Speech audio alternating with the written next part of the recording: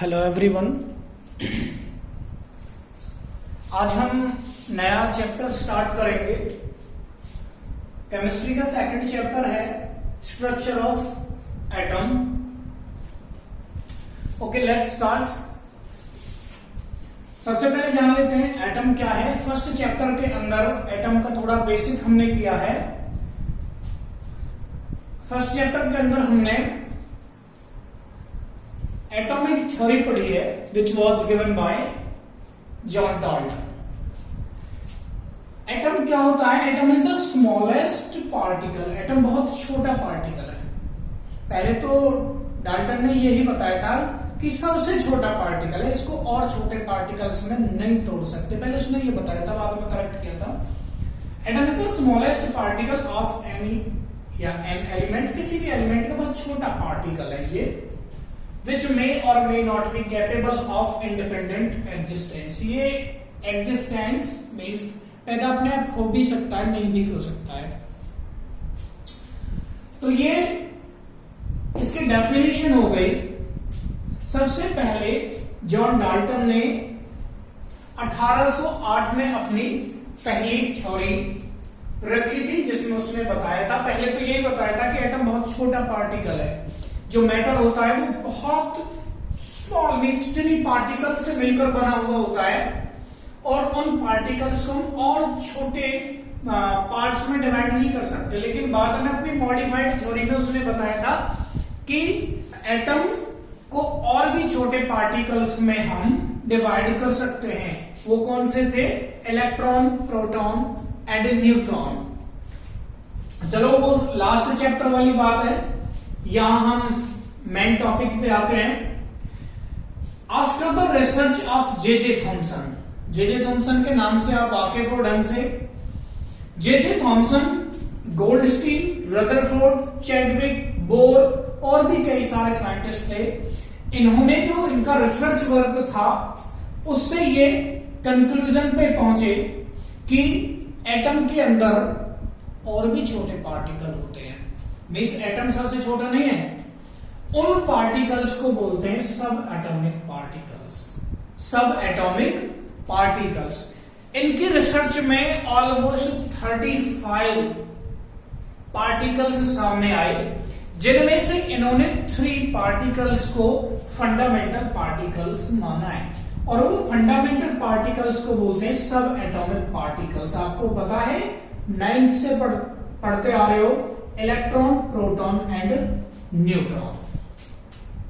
अब हम अपने टॉपिक पे आते हैं, डिस्कवरी ऑफ फंडामेंटल पार्टिकल्स। ये जो फंडामेंटल पार्टिकल्स हैं इनकी डिस्कवरी के बारे में अब हम पढ़ेंगे। Means electron, proton and neutron. First हम स्टडी करेंगे discovery of electron. Discovery of electron, वैसे इसका जो क्रेडिट है वो जे थॉमसन को जाता है। इलेक्ट्रॉन को डिस्कवर किया जे थॉमसन ने 1897 के अंदर। अब जो इसको स्टडी करते हैं इसको स्टडी ऑफ कैथोड रेज बोलते हैं। अभी आपको पता लगेगा कि कैथोड रेज क्यों बोलते हैं इनको। साइंटिस्ट है एक William crooks.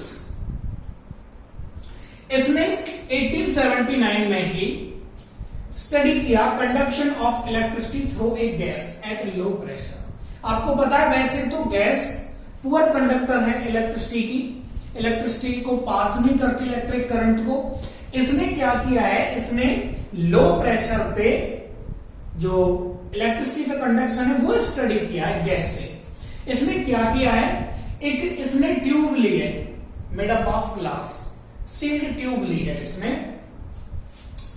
He took a long discharge tube. इसको डिस्चार्ज ट्यूब बोला है, मेड अप ऑफ ग्लास, ही ग्लास की बनी हुई है, सील्ड एट बोथ एंड, और दोनों एंड से सील्ड है, ये बंद है ट्यूब, और इसके अंदर एक वैक्यूम पंप सेट किया हुआ है प्रेशर को एडजस्ट करने के लिए।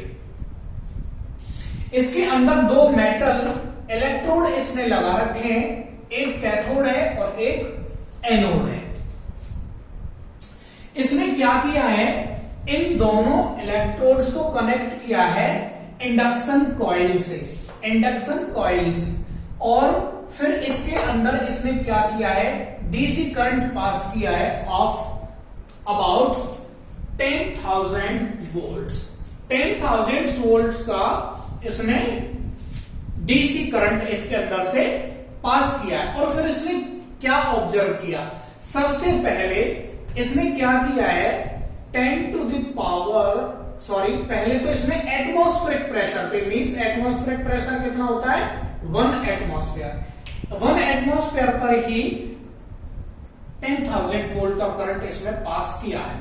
जब इसमें 10,000 वोल्ट का करंट 1 एटमॉस्फेयर प्रेशर पे पास किया है, तो इसके अंदर वो ऑब्जर्व करता है कि कोई करंट फ्लो नहीं होता है। वो क्यों नहीं होता है? वैसे कॉमन सी बात है, क्योंकि जो गैस है वो इलेक्ट्रिसिटी का पुअर कंडक्टर है। तो फर्स्ट पॉइंट हमने यही उसका ऑब्जर्वेशन में लिखा है, जब प्रेशर कितना होता है, 1 एटमॉस्फेयर, तो no current flows between the electrode because gas is the poor conductor of electricity. अब हम दूसरे पॉइंट पे आते हैं। तो अब प्रेशर को डिक्रीज कर दिया गया है, प्रेशर को 10 टू द पावर -2 एटमॉस्फेयर कर दिया गया है।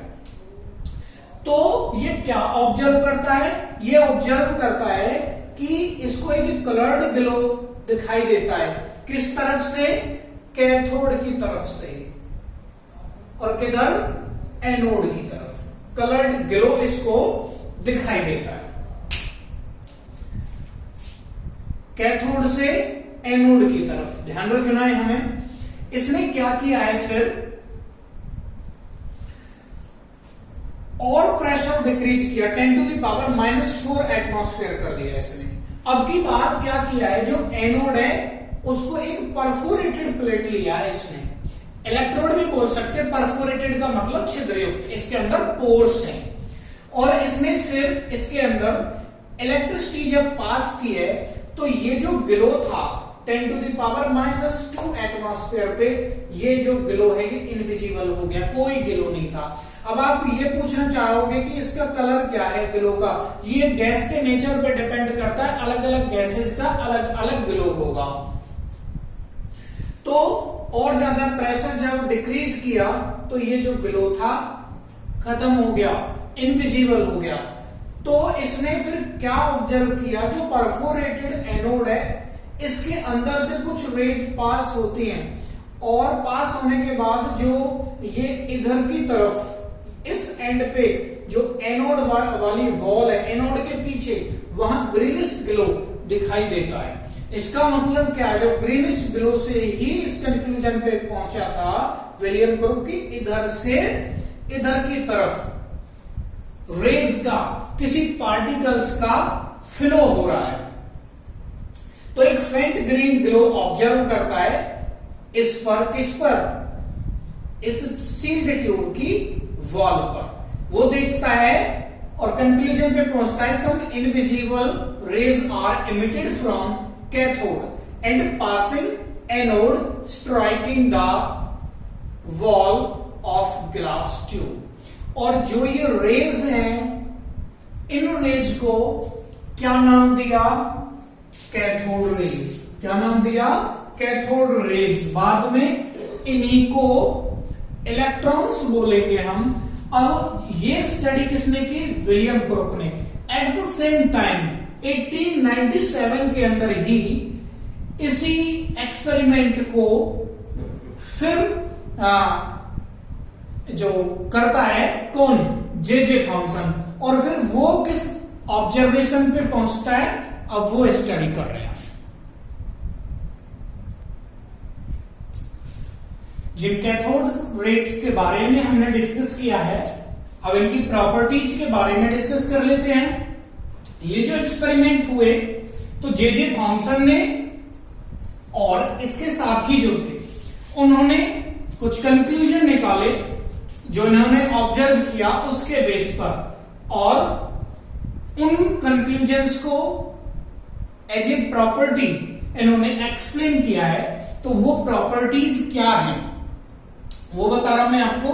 फर्स्ट है, they produce a sharp shadow of solid object placed in their path. जो रेज कहां से, कैथोड से एनोड की तरफ जा रही थी, इनके बीच में कोई सॉलिड, कोई चीज, ऑब्जेक्ट रख दिया, तो क्या हुआ, जो ये रेज इस सॉलिड ऑब्जेक्ट पे टकराई और पीछे इसकी क्या बन गई, वॉल पे शैडो।